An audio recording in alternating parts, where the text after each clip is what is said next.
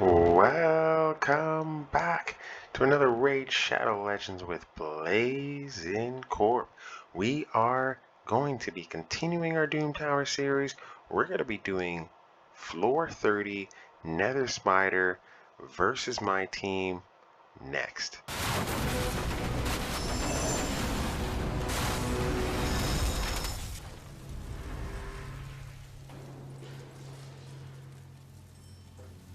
Alright guys, so here is a team that we put together under Priest Brogni with his increased ally resistance in Doom Tower battles by 60 is the perfect person to bring in versus the Nether Spider. I've said this since the fusion, but he is account changing because he is fantastic everywhere in the game.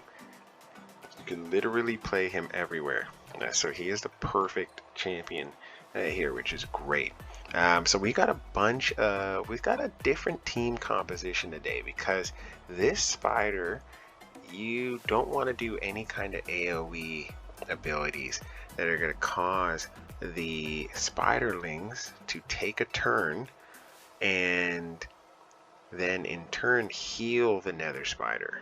Okay, so they're going to take a turn regardless, so you're going to have to find a way either to block their debuffs here or cleanse the debuff. So I've gone the way of kind of doing both here, or at least trying to slow them down from us getting as many debuffs on us as possible here.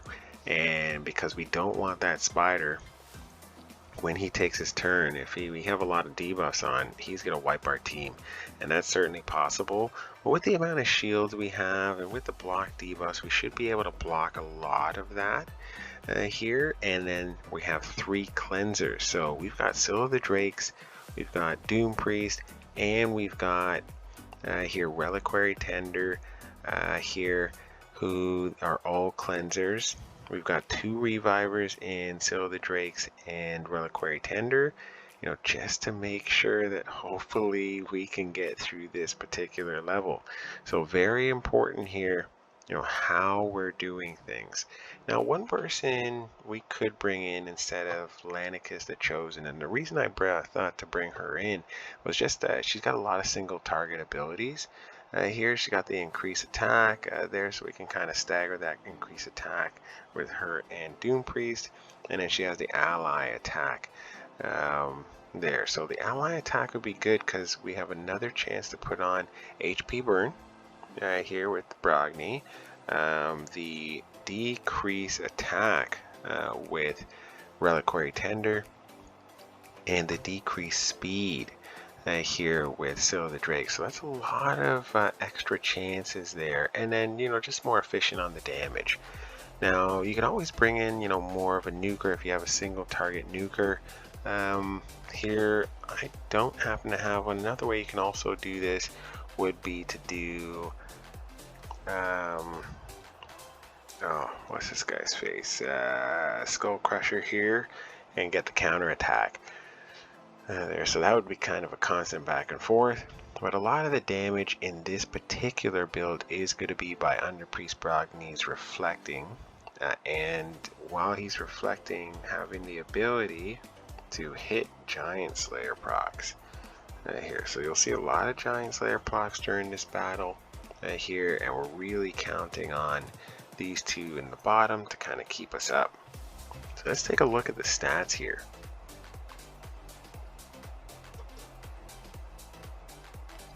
Alright, so first up under Priest Brogni, you can see here stun set. I love him in a stun set. He's amazing in a stun set.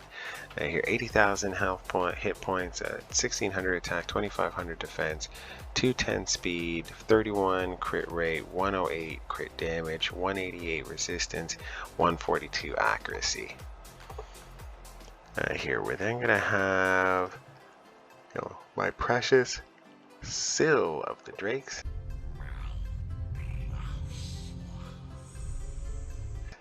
We've got her in 2 sets of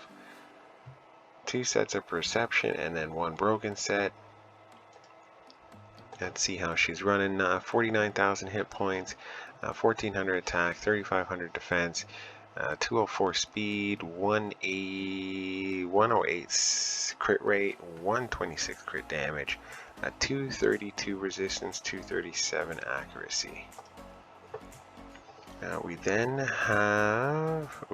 Alright, so we then have Doom Priest here. She's in broken sets here, and then some resistance. We could definitely build her a lot better in terms of getting the sets on point. So 46,000 hit points, 2200 attack, 2100 defense, 182 speed, 113 crit rate, 129 crit damage, 117 resistance, 87 accuracy. But she's definitely going to be cleansing. We've got a shield ring on her, so every time she takes her turn and gets some damage, she's going to get some shields. It's going to help with the Under Priest Brogni, essentially. They're reflecting more damage. We have Reliquary Tender here. We've got her in Frenzy set there, which every time we lose 5% of our HP, we're going to gain 10% turn meter. So she's actually going to be going pretty fast here. So 44,000 hit points, 1300 attack, 2800 defense, 189 speed, 45 crit rate, 66 crit damage, 95 resistance, 154 accuracy here. And we're going to want to hit this particular ability as much as possible. Ooh, we can still buff her a little bit here, so that's interesting. I didn't know we can still buff her a little bit, so we'll get her buffed out eventually, and you know, kind of get her rolling.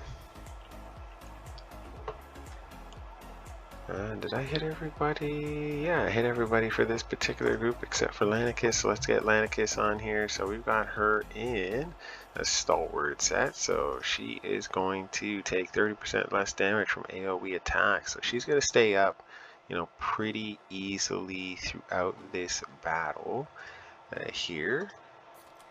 So 32,000 hit points, 2800 attack, 2300 defense, 206 speed, 97 crit rate, 140 crit damage, 101 resistance, 137 accuracy. Alright, so that's kind of it for this particular set. Let's go and get us a gander at the boss. Alright, so we kind of know how these guys fit together. We understand why we're going to be doing this. Now let's give it a shot. Alright, so it's actually going to take us a decent amount of time just to get to the boss here, because we don't have a true nuker on this particular team here. I didn't want to bring in a nuker who would be a liability to the team here. Now you could bring in someone like, if you like a Saito here, he would do really well. He is a lot of single target moves, but his A2 is also pretty problematic, as it is it's a single target move, but it could become a AoE here. So I'd really be concerned that he'd probably want to use that ability there, because it is considered a single target move with an AoE kicker. So really concerned there. So that's the reason I didn't bring him in. But yeah, there's tons of, you know, single target nukers out there, so you can kind of sub in that person for Lanicus and be pretty happy. In terms of subbing people in for, you know, Scyl of the Drakes, there's just no one who can be subbed for Scyl of the Drakes. So, you know, let's just get that straight right off the bat. In terms of Doom Priest, I don't really know anyone else who could take her place here, who's going to cleanse consistently. I guess one of the new champions actually there could take the place. Someone like Scathix there could come in here. Even Horpheres could probably come in here as a reviver there. So there's actually two really good champions, fusion champions, who you could bring in, and they would actually pretty consistently do a decent job there, so long as you can get their stats right, of course. Now, the good thing for this particular battle here is that as these guys are hitting the shields, their health is getting taken down, and these guys hit really hard, these particular adds. So hopefully we can get all these guys off the screen here long before we kill the beast to the top left hand corner, because that guy is going to wreck one of our guys here, who we will have to get Scyl the Drakes to pick up. So we do want to make sure we have everyone going into this battle kind of fresh there, so that way we can, you know, get into a decent rotation pretty quickly with the Nether Spider. But yeah, seems to be going pretty well so far. But yeah, this is kind of what you get when you don't bring in a traditional, you know, heavy-handed nuker here, and that's kind of what I was expecting, because you know, this is more of a slow burn, sustained team than it is a, you know, nuke into nuke into nuke into nuke team here, or a nuke into like 4 nukes into a reset into 4 nukes again here, which there are a lot of teams out there that will do that here. But once we get to the boss, we're kind of going to explain what's going on here, because we do want to make sure that for those of us who are not, you know, crazy spenders or free to play out there, that we understand the mechanics that are going into this particular boss, so that we can beat it with the characters that you have on your account, not necessarily the characters you're seeing here. So, you know, you could always bring in more revivers if you wanted to, but definitely something you want to do here is cleansing 100% of the time. Here you need to have at least 2 cleansers with that in their kit here, or what you have is passive cleansers who are cleansing something every time they take a turn. So not only are Scyl the Drakes and Doom Priests cleansing as they take their turn here, but they're also making sure that they heal every time they take their turn as well. So you're gonna get that passive heal, active heal on the over time, the heal over time, or continuous heal from, ooh, that was a bad timed, yeah, that was really badly timed for the shield there. Really concerned we're not going to go into the next battle with a shield that's going to quickly appear. So that's going to kind of suck with the first couple hits, but that's okay. We will have it, I believe, on the second time around here.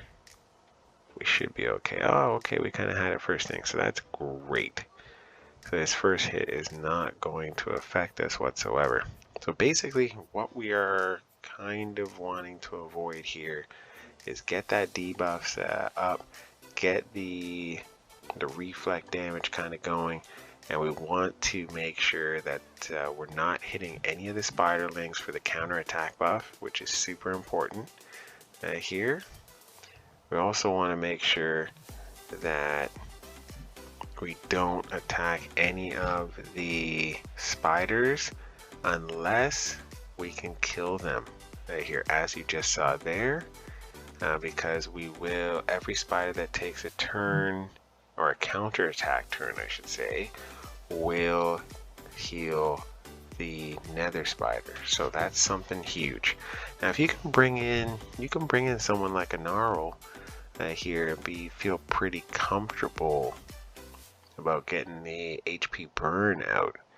So that is someone who you can bring in, and it's a very comfortable HP burn consistency on the A1, and her A2 having places places poisons and her A3 being combust there. So if you don't want her to combust, you certainly don't have to, but it is pretty nice there. Will help kind of burn down the boss pretty quickly.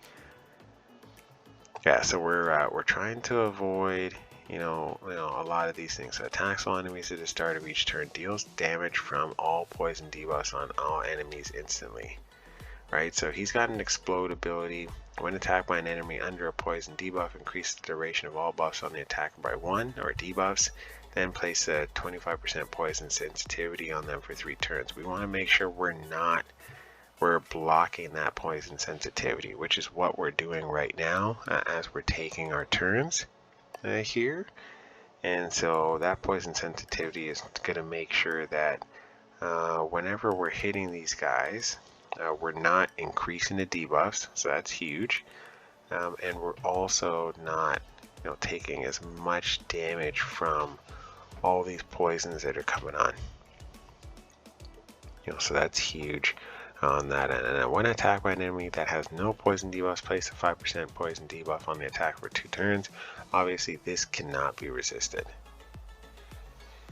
Here, so we're just making sure that we're staying in tune. So if you guys got to do this, if you don't have the speeds that you're seeing here and you have to do this manually, do it manually. There's nothing wrong with doing this particular stage manually. Here, they're relatively speed tuned so that Brogni is the fastest. Yeah, Brogni should be the fastest here of the team, so he can constantly make sure that he's going first. He's applying all the shields there for 2 turns and then kind of rolling back around here so that he can apply those shields again, and there's very, very minimal downtime on that shield. And the block debuffs. Obviously a Gnarl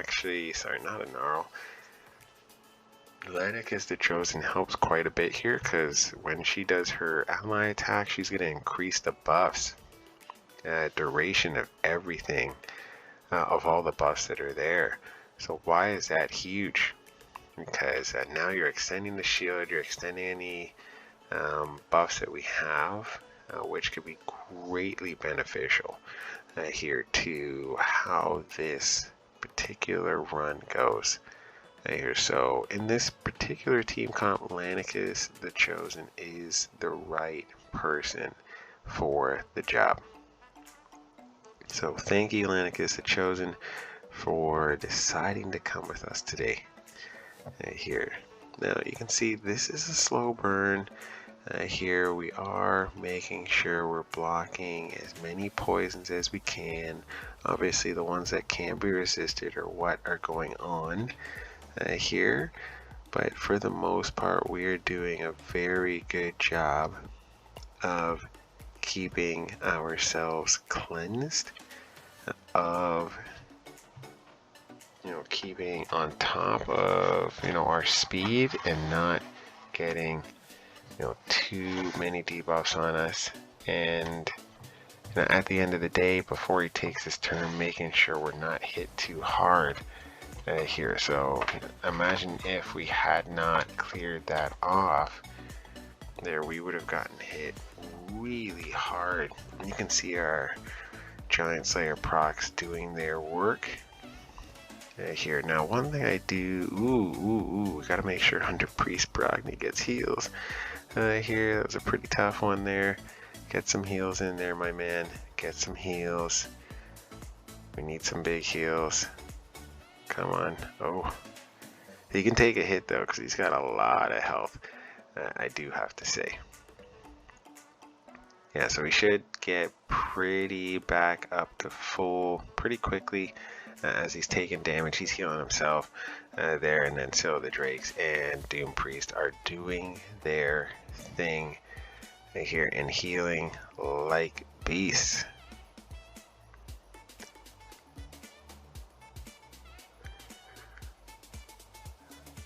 Alright, come on. Yeah, it's a good thing he's got so much health here, because that like 2 sliver on a normal like average everyday kit would have been a heavy hit.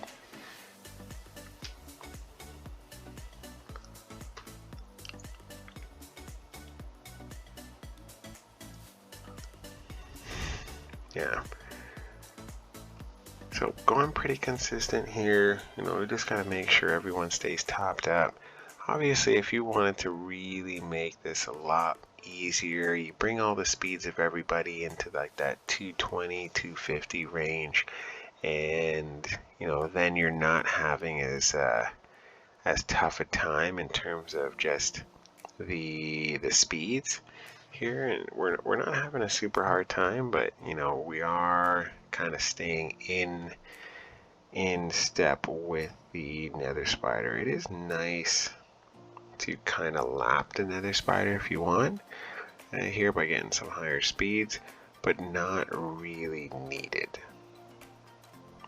in the long run, at least. But yeah, you can see here every time, even like the ads take a hit or take a turn, they're hitting us, especially if our shield is up, and they're getting a lot of that damage reflected back. So pretty consistent run here. So far, I've found it a 100% comp team here, so long as you can keep everybody healthy. And yeah, just between the passive heals and the active continuous heals, it doesn't seem to be much of an issue keeping everybody alive.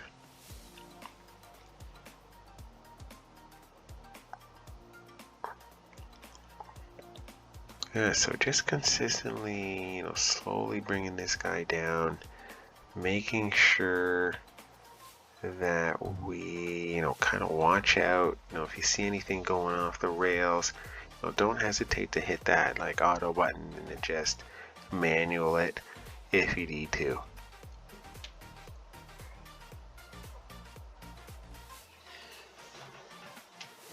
Alright, so we're coming down to the last part of this.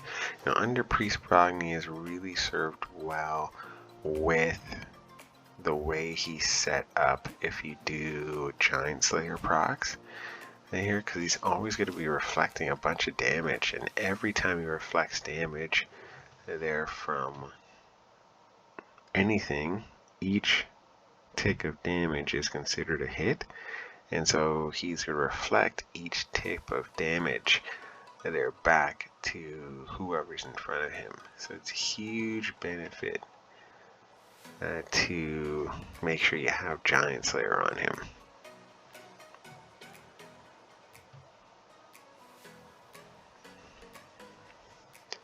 Yeah, this is working really well so far.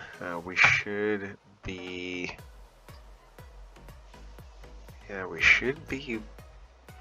finishing this guy within the next like minute and a half to 2 minutes.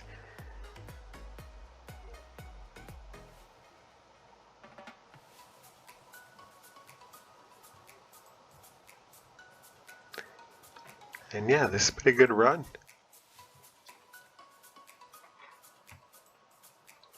I will try to use this team again higher up in the Doom Tower, but we will have to see how this goes. I believe the Eternal Dragon's on floor 40 next, so it's going to be interesting to see how I fare up against him here in the hard Doom Tower versus the normal Doom Tower.